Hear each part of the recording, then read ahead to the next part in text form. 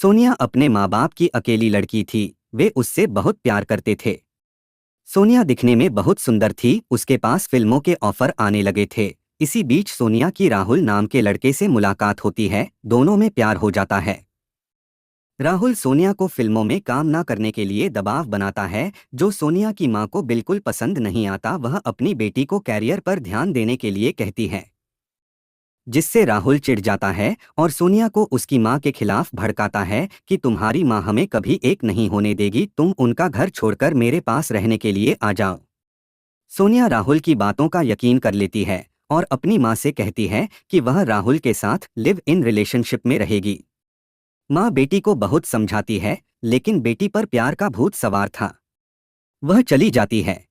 राहुल थोड़े समय के बाद सोनिया के साथ मारपीट करने लगा, लेकिन सोनिया राहुल से प्यार करती थी, इसलिए उसे छोड़कर कहीं नहीं जाना चाहती थी।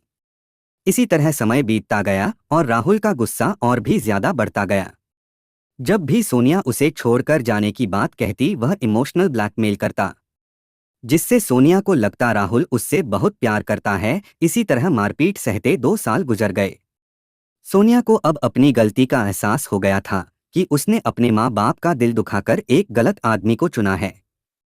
वह अपने माँ बाप को याद करके अक्सर रो देती थी। वह डिप्रेशन का शिकार होने लगी। एक दिन जब राहुल ने उसकी जान लेने की कोशिश की, उस दिन उसने निर्णय लिया, अब वह राहुल को छोड़कर अपने माँ बाप के पास वापस लौटेगी।